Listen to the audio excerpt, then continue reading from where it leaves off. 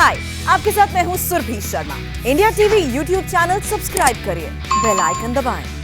और अब इस साल के सबसे बड़े नक्सली हमले की बात करते हैं।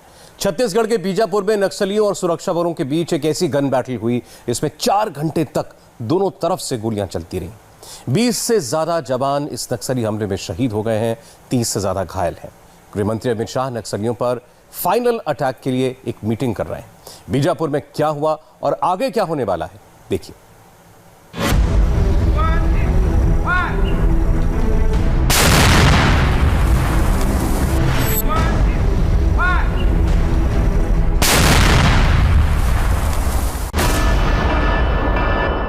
नक्सलियों के खिलाफ सबसे बड़ी लड़ाई ऐसे ही एक धमाके के साथ शुरू होती है।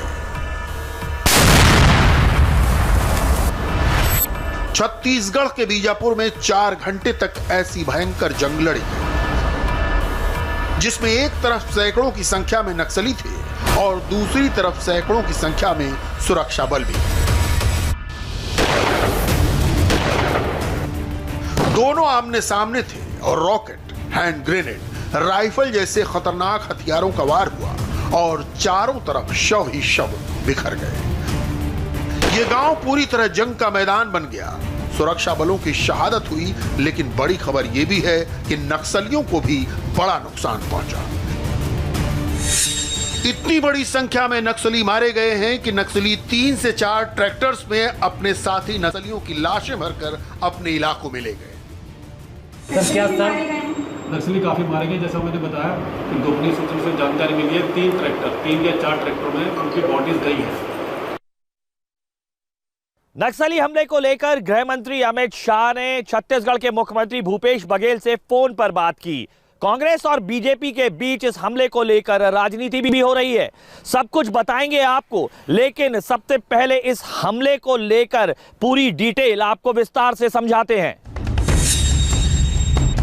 कुछ दिनों पहले ही यूएवी की तस्वीरों से सुरक्षा बलों को यह इनपुट मिला था कि बीजापुर जिले में सुकमा जिले की सीमा से लगती हुई जगह पर भारी संख्या में नक्सली इकट्ठा हुए हैं। छत्तीसगढ़ के अंदर इस इलाके में पुलिस और सुरक्षा बलों को खुफिया एजेंसियों से यह इनपुट मिला कि नक्सली जवानों पर एक बहुत बड़ा हमला करने की प्लानिंग कर रहे हैं।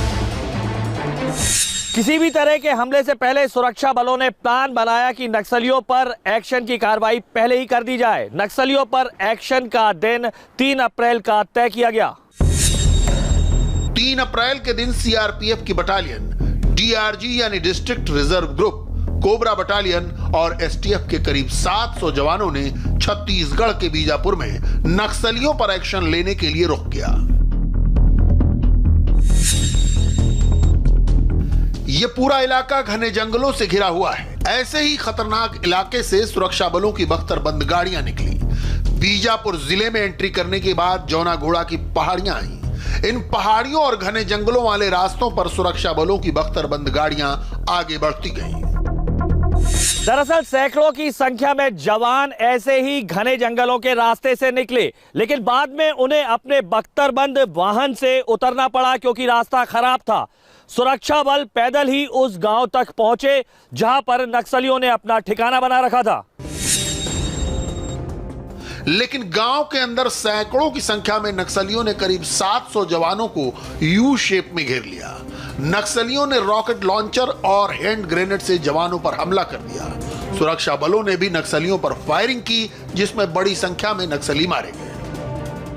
नक्सलियों ने अपने साथी नक्सलियों की सभी लाशों को 2 से 3 ट्रैक्टर्स में भरकर घटनास्थल से हटा दिया है। घटनास्थल पर छानबीन के दौरान सुरक्षा बलों को बाद में सिर्फ एक महिला नक्सली की बॉडी को ही रिकवर किया। यह बड़ा एक्शन नक्सलियों के गढ़ में किया जाना था, इसलिए 700 जवानों के बैकअप के लिए सुरक्षा बलों के 2000 से ज्यादा जवानों को और भी तैनात किया गया था। बताया जा रहा है कि सुरक्षा बलों पर हमले की यह पूरी प्लानिंग इलाके के सबसे खूंखार नक्सल कमांडर हिडमा ने बनाई थी। हमला पीपल्स लिबरेशन गुरिल्ला आर्मी ने किया था। नक्सलियों की प्लानिंग इतनी जबरदस्त थी कि नक्सलियों की जिस टुकड़ी ने जवानों पर हमला किया, उसको बैकअप देने के लिए भी नक्सली टुकड़ियां तैनात की गई थी।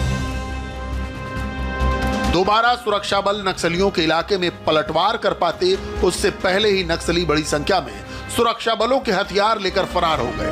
लेकिन बताया यह भी जा रहा है कि इस कार्रवाई में नक्सलियों को भी जबरदस्त चोट पहुंची है। उनके कोर एरिया में जाने के लिए सेंध लगाने के लिए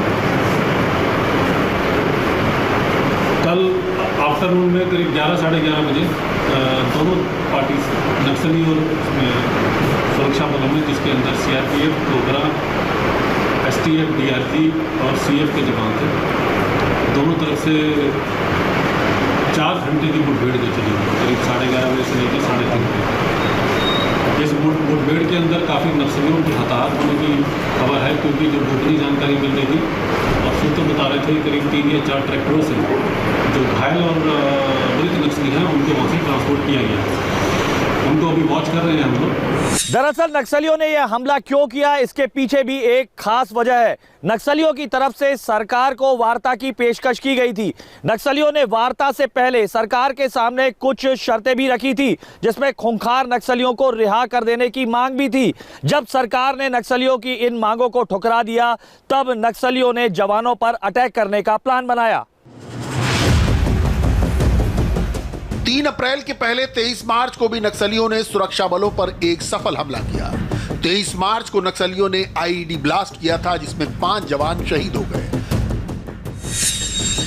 बीजापुर में हुए नक्सल अटैक में जवान भोसाराम कटरानी, दीपक भारद्वाज, किशोर एंड्रीक, नारायण सोढ़ी, आर रमेश, रमेश कुमार, सनकू राम सोढ़ी और आर सुभाष नायक समेत 20 से ज्यादा जवान शहीद हो गए। और आज जो सुबह हमने अर्ली मॉर्निंग ऑपरेशन लॉन्च किया, रेस्क्यू ऑपरेशन, उसके अंदर ऐसा जानकारी मिल रही है कि जो 21 मिसिंग थे, जिसके अंदर कोबरा, एसटीएफ और डीआरजी के जवान थे, 21 में से बॉडी 20 की जो वाटर ग्रेनेड्स है वो लोकेट हो गए हैं। अभी भारतीय वायुसेना और केंद्रीय एजेंसियों और सीआरपीएफ के जो वरिष्ठ अधिकारी मौजूद हैं, सभी से समन्वय स्थापित करके उनके वाटर डिफेंस को वहाँ से इवैक्यूएट कराया जा रहा है। फिर आगे की कार्रवाई होगी। अभी तक जो प्राथमिक जानकारी मिला उसी अनुसार हमारा 7 AK-47 और 1 LMG और 2 SLR ये वेपन्स अभी हम रिकवर नहीं कर पाए थे।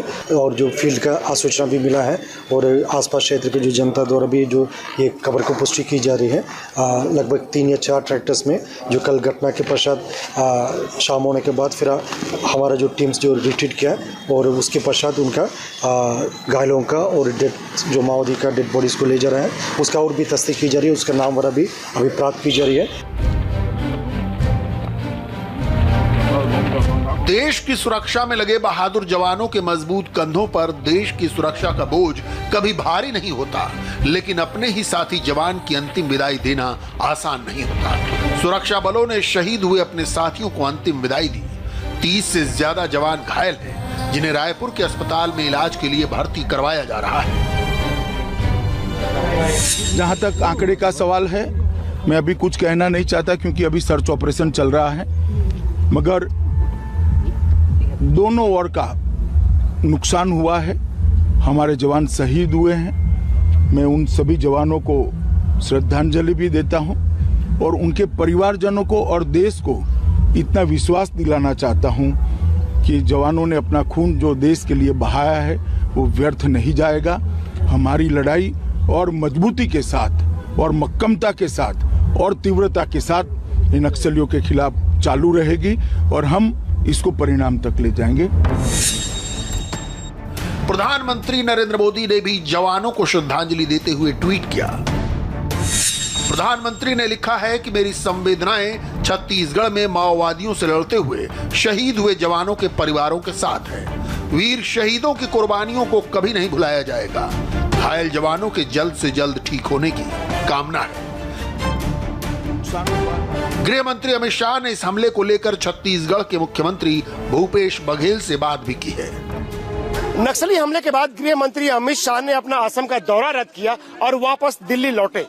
दिल्ली लौटते ही अमित शाह ने अपने आवास पर एक हाई लेवल मीटिंग की। इस मीटिंग में गृह सचिव, आईबी चीफ, सीआरपीएफ के स्पेशल डीजी के साथ साथ गृह मंत्रालय के वरिष्ठ अधिकारी मौजूद थे। ये बैठक 1 घंटे से ज्यादा देर तक चली और इस मीटिंग में नक्सलियों से निपटने को लेकर रणनीति बनी। लेकिन इस हमले पर जमकर राजनीति शुरू हो गई है। छत्तीसगढ़ के पूर्व मुख्यमंत्री और बीजेपी नेता रमन सिंह ने भूपेश बघेल पर निशाना साधा है और जवानों की शहादत को लेकर छत्तीसगढ़ की सरकार पर सवाल खड़े किए हैं। जो लगातार छत्तीसगढ़ में इस प्रकार की नक्सली घटना हो रही है, लगातार इस हमले में हमारे जवान की शहादत हो रही है, मगर छत्तीसगढ़ पुलिस हाथ में हाथ धर के बैठी है। ना कोई कार्य योजना, ना कोई चर्चा, ना किसी प्रकार के गंभीर कदम उठाए गए हैं। निश्चित रूप से छत्तीसगढ़ के लिए चिंता का विषय है। सरकार अब भी सचेत हो जाए, हमारे जवानों की शहादत से प्रेरणा लेके कम से कम अब कोई ठोस कार्रवाई आगे करे। दूसरी तरफ कांग्रेस के प्रवक्ता रणदीप सुरजेवाला ने भी एक ट्वीट करके केंद्र सरकार पर निशाना साधा है। सुरजेवाला ने अपने ट्वीट में लिखा कि अफसोस की बात है कि प्रधानमंत्री और गृह मंत्री अमित शाह चुनाव प्रचार में बिजी हैं। नक्सलवाद को खत्म करने के लिए टीवी पर घोषणाएं ही पर्याप्त नहीं हैं। एक निर्णायक रणनीति और खाका बनाए जाने की जरूरत है। यानी बीजेपी और कांग्रेस के बीच वार पलटवार और आरोप प्रत्यारोप हो रहे हैं, लेकिन सच्चाई यह है कि यह सुकमा का पूरा इलाका देश में नक्सलियों का सबसे बड़ा गढ़ माना जाता है। हमारे संवाददाता अनुराग अमिताभ ने खुद छत्तीसगढ़ के सुकमा में जाकर मौत के इन घने जंगलों की तस्वीर देखी। नक्सली जो समाज के दुश्मन है, जो जान लेते हैं और सड़कों का निर्माण नहीं होने देते, बिजली, पानी, सड़क, बिजली, तमाम जैसी जो सुविधाएं हैं, शिक्षा, स्वास्थ्य, वो नहीं पहुंच पाती है। तस्वीरों में आप देख सकते हैं हम निकल चुके हैं बस्तर से और दंतेवाड़ा होते हुए हम सुकमा जाएंगे। सबसे खतरनाक नक्सली इलाकों में से एक है देश का ये। तमाम बड़ी बड़ी घटनाएं जो हुई हैं, सैकड़ों की संख्या में नक्सली मारे नक्सलियों के चलते आम जनता और सिक्योरिटी पर्सनल मारे जा चुके हैं। विकास न होना और बेरोजगारी इस पूरे इलाके की सबसे बड़ी समस्या है। सरकार चाहती है कि यहाँ पर सड़कें बने, रोजगार पैदा हो, लेकिन नक्सलियों ने यहाँ विकास के कामों पर रोक लगाने की कोशिश की है। यहाँ पर एक सड़क बनाने का काम भी बंदूकों के साए में किया जाता है। और इंडिया टीवी की टीम इस वक्त जा पहुंची है देश की और सबसे खतरनाक खूनी सड़कों में से एक, जो दोरनापाल से जगरगुंडा की सड़क को जोड़ती है। और तस्वीरों में आपको एक्सक्लूसिवली दिखाई देगा कि किस तरीके से तमाम जो लोग हैं पिछले 40 सालों से जो सड़क नहीं बन पाई है उसे बनाने की कोशिश में लगे हुए हैं। और तमाम जो सुरक्षा बल है यहाँ पर मौजूद है। दरअसल बेहद जरूरी इसलिए हो जाती है ये सड़क क्योंकि ये 3 जगह से जोड़ती है। दंतेवाड़ा का जो अरण्यपुर है और जो सुकमा से जुड़ने वाला ये जो जगह है जगरकुंडा, 3 जगह से सड़क जोड़ती है। कुल मिलाकर जब तक इस पूरे इलाके में विकास नहीं पहुंचेगा, नक्सलियों का प्रभाव कम नहीं होगा। इसीलिए सरकार नक्सल प्रभावित इलाकों को विकास की मुख्यधारा में जोड़ने के काम में लगी हुई है। महाराष्ट्र में वीकेंड लॉकडाउन क्यों लगाना पड़ा है? मुंबई से आई आज की कोरोना रिपोर्ट से आपको वहां के हालात का अंदाजा होगा। बताएंगे आपको इस ब्रेक के बाद।